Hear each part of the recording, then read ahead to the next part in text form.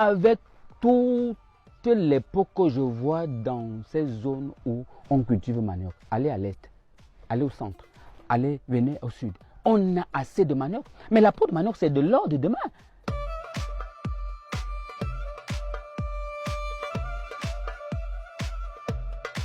Bonjour, bienvenue Investir au Cameroun.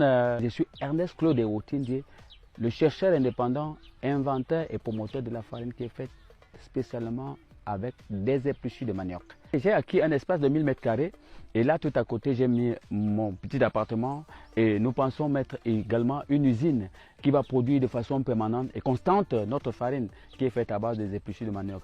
Et là nous allons aller à mon domicile et vous allez voir comment ça se fait, comment je fais pour pouvoir obtenir à la fin la farine qui est faite à base des épluchures de manioc. Je suis pâtissier de formation. La première étape c'est d'avoir nos pots de manioc. Je vous ai dit d'entame que mon stock est épuisé et puis j'ai préparé juste une petite quantité pour faire cette expérimentation.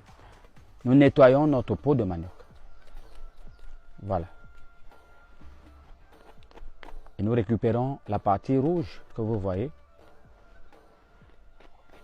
La partie rouge et même la partie blanche parce qu'il y a deux types de pots, je vous l'ai dit. Quand nous nettoyons nos pots de manioc, là c'est la partie blanche.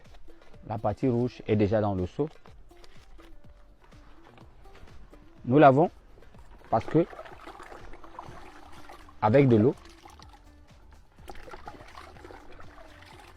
nous les lavons soigneusement jusqu'à ce que la saleté parte. Donc nous avons là deux types de peau, la peau blanche et la peau rouge. Après avoir lavé, nous prenons un temps de repos. Le repos nous permet, pendant une durée d'1 mois, de traiter notre peau de manioc. La peau de manioc comporte ou alors a un élément à l'intérieur qu'on appelle le cyanure d'hydrogène. C'est un poison. C'est un poison qui tue même les hommes, qui tue même les animaux, comme le porc par exemple. Et pour cela, vous faites quoi? Et pour cela, nous avons mis juste un procédé qui est propre à nous. C'est quelque chose, c'est un secret personnel. Et c'est ce secret même qui nous a valu un brevet d'invention. Après le traitement, nous passons au séchage. Vous séchez pendant combien de jours par exemple? Bon, nous séchons pendant 4 jours pour la peau blanche, rouge et 3 jours pour la peau blanche. Après le séchage, nous avons deux options. Soit nous stockons nos peaux de manioc dans des filets, soit nous allons les écraser. Et généralement, quand je les stocke, c'est parce que je n'ai pas quelque chose à faire tout de suite. Ou alors, je n'ai pas un événement où participer, présenter cette farine. Après avoir écrasé notre farine, nous l'obtenons. Voilà le prototype de notre farine. La farine qui est faite à base des épluchures de manioc. Bien emballée, comme ceci. Et j'ai parlé aussi de ce que cette initiative nous a valu, notre brevet d'invention que voilà. Nous utilisons notre farine pour faire des gâteaux, des beignets, de la bouillie, des croquettes, des galettes, des cacahuètes, des biscuits, des crêpes également, avec notre farine. Et une farine comme ça, c'est combien de kilos? Le conditionnement, combien de kilos? Et ça coûte combien? Bien, cette farine, le conditionnement, c'est un demi-kilo. Et nous vendons ce demi-kilo à 1000 francs seulement. Quelqu'un va me poser la question de savoir pourquoi c'est plus cher. Je vais répondre à cette question tout de suite en disant que le Made in Cameroun coûte cher parce que les moyens nécessaires pour mettre des industries sur pied pour réduire le coût n'existent pas encore. Le président de la République nous a dit, produisons ce que nous consommons et consommons ce que nous produisons.